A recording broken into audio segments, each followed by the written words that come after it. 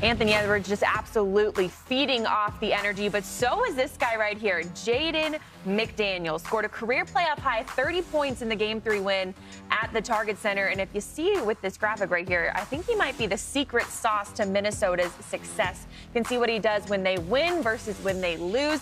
Not to mention, he's their best perimeter defender. He was guarding Luka all night in Game 3, who just had those 17 points. Whoever steps up, though, the margin of error is so small between these two teams in this series. In the postseason, there is no room for error. Obviously, you're not going to play a perfect game, but the more that you make mistakes on top of mistakes on top of mistakes, things that can be controlled, then it's not going to give you an opportunity to be in the best possible chance to win. They won the possession battle. It's hard to win anytime you give up, double-digit more opportunities to score. You mentioned Ant. What did you see from him in terms of how he attacked your guys' defense? We don't have, quote-unquote rim protection, and so if you give up blow-bys, we're gonna give up something. We're gonna give up a three, or we're gonna give up a shot from him at the rim. We just all need to be better. We got to rebound better. We got to screen better. We got to play with more force. When we've been really, really good, Jax has played extremely well for us. Would you consider just playing small full-time? Is that something that you can look at here? We'll look at everything, but still believe in Jackson. Maybe some decisions to be made as we continue on in this series. But first, let's just talk about Minnesota. They obviously had a really great Game 3, and you saw not just Anthony Edwards doing what he does, but Jaden McDaniels. Looking back to that graphic when we just came on the air, I mean, is he the secret weapon when it comes to if Minnesota wins or loses? I mean, obviously you need to have Ant-Man doing his thing, but Jaden, with what he does defensively as well, how important is he to this team?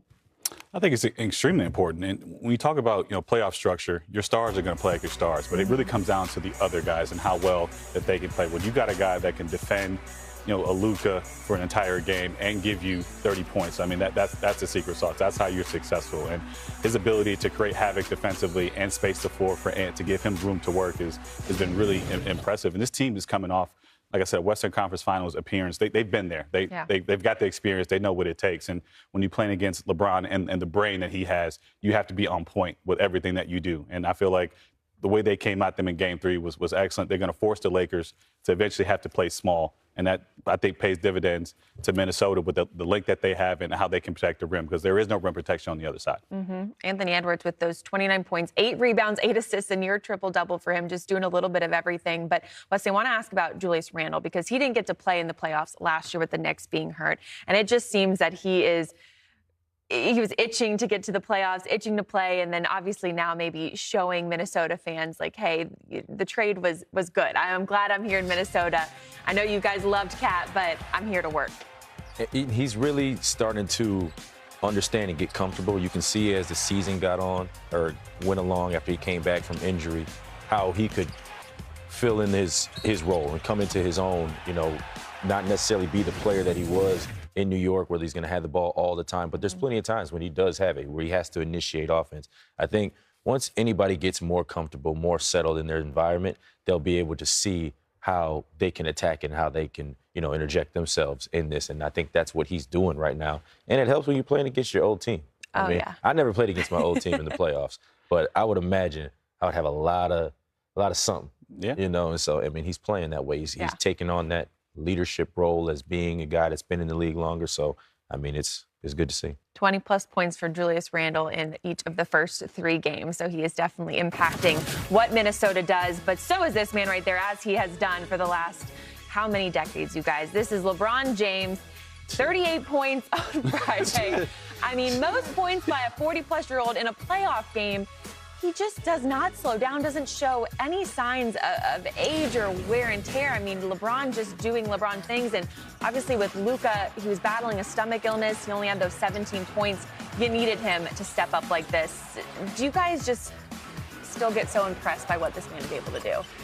It's still shocking at his age, but like I said, it's more about how his mind works more than his body. Obviously, he still doesn't have the athleticism he once had early in his career, but still can get to his spots, picks his spots beautifully, understanding Luka is a little bit down. I'm going to have to pick up the scoring load.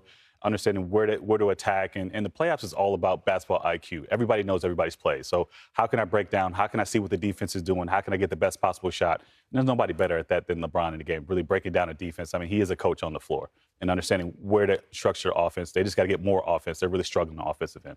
Luka had 30-plus points in the first 2 games, and then obviously LeBron going off in that 3rd game. Will there be one where we see both of them with 30-plus points, or is it going to be defensively for Minnesota, pick your poison, and we'll try and really guard one so that the other one can do a little bit? I think that they could do it. I mean, obviously, you got a lot of defenders in Minnesota, and they're going to make it tough. I mean, that's the last thing you want is to have Luka going and Bron going.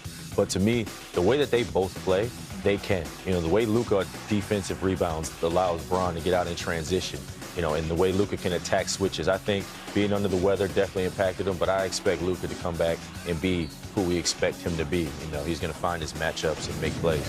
Absolutely. That one has been so good for these first 3. No, you know what? I was going to count them one day, but I thought that'd be kind of arrogant. So I didn't do it, man. I want you to.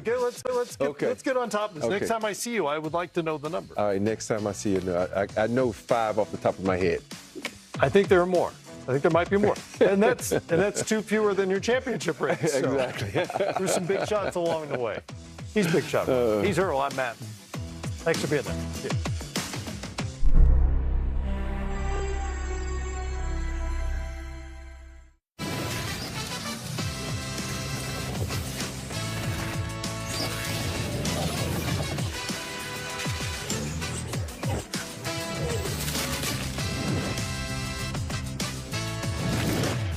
The first round of the NBA playoffs continue on today. 4 Game 4s across the East and West, starting with New York and Detroit. The Knicks bounce back in a big way thanks to that big man right there. And 1-1 on the road in the first of 2 in Detroit. Can the Pistons tie up the series once again today? And in the West, Minnesota takes a 2-1 series lead after a statement win by Anthony Edwards, Jaden McDaniels, and the Timberwolves. How will LeBron, Luka, and company respond in Game 4? Orlando able to win one against the defending champs thanks to stingy defense and a combined 61 points by Paolo Banchero and Franz Wagner. And finally, the nightcap, the last game on TNT. It features the Pacers and Bucks. Gary Trent Jr. went off from the perimeter. Giannis Antetokounmpo did his damage in the paint, and the Bucks won big at home. Hello and welcome into Playoff Central Live. So happy you could join us here on this Sunday. We have a full slate of games scheduled for this afternoon. I'm Ashley Shamedy here with Wesley Matthews. We've got Devin Harris as well. You guys, exciting matchups all around. I mean, I guess to start, I don't know who wants to start. Wesley, we'll go with you. Which one are you most looking forward to for today? All of them. All of them. I would say Detroit. Okay. Detroit, New York.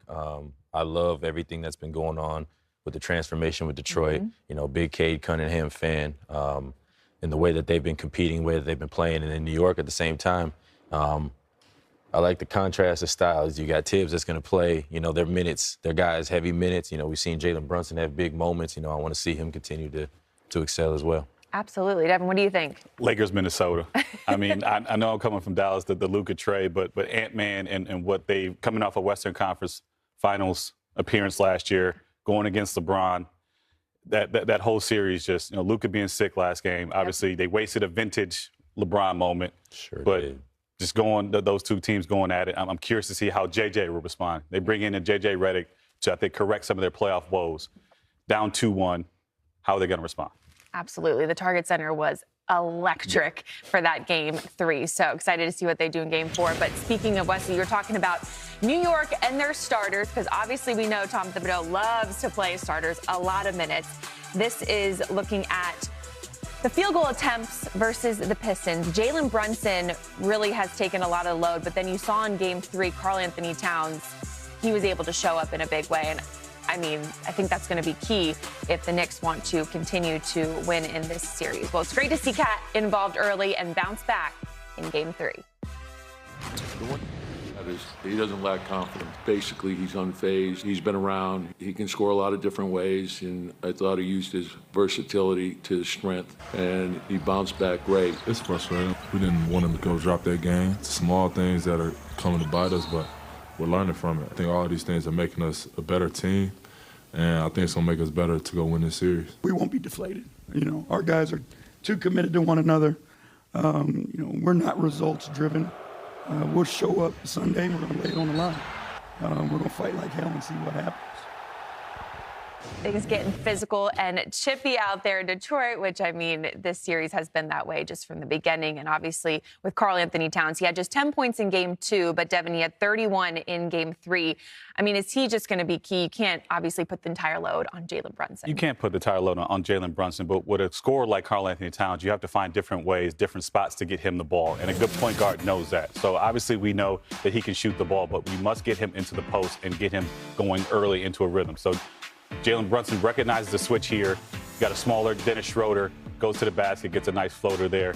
Now he's into a rhythm now. Now he's understanding, okay, I got to get to the basket. It's a point of the game. Slips Miguel out of there, gets it now.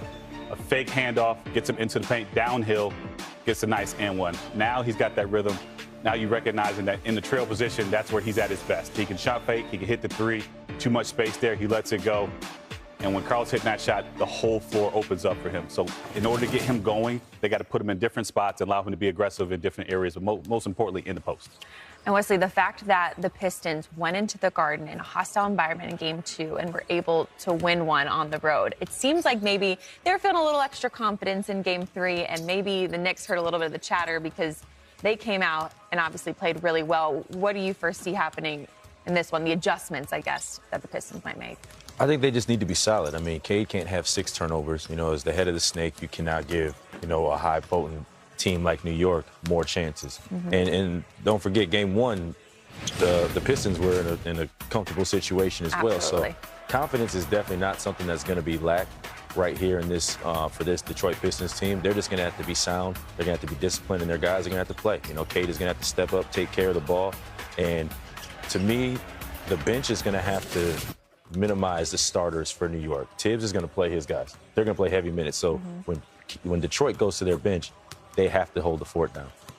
And I mean, just overall, Devin, I want to hear your thoughts about Cade. And, you know, a lot of these guys are making their playoff debut. But just overall in this series, have you been impressed with what he's been able to do, as well as some of these role players? I mean, Cade is who he is. They just surround him with better players and allow him to do that. You look at these guys, Malik, he has playoff experience. Tim Hardaway Jr., Tobias has been there, Schroeder. All guys have playoff experience, so they surrounded him with solid vets. But I feel like they just need to bump up the physicality. I feel like New York was a little bit more physical in that Game 3. Detroit, they've been physical all season long. I mean, we've seen, you know, fights, technicals, whatever. But in that area, in the arena, they have to bump up physicality. You said they only play pretty much five guys majority of the minutes. That's how you get into their starters. You play physical, you wear them down over the course of the game, and then you take it at the end. Do you guys think it's going to be somebody different for the Pistons each and every night? In Game 2, Dennis Schroeder had those 20 points off the bench. In Game 3, Tim Hardaway was cooking, and he was going early. Is it just going to be somebody different each game? I think so, but I mean, if you think about that, what you just said, like that's the identity of a team in team basketball. Like to me, Cade is going to have to be Cade. There's no question about that. But that's why you bring in seasoned guys like, you know, Dennis Schroeder, like Beasley, like Tim Hardaway Jr., Tobias, so that we can contribute. We got to do what we got to do. This is what we're here to do: make shots, stops, culture. Like you were talking about, physicality, bring that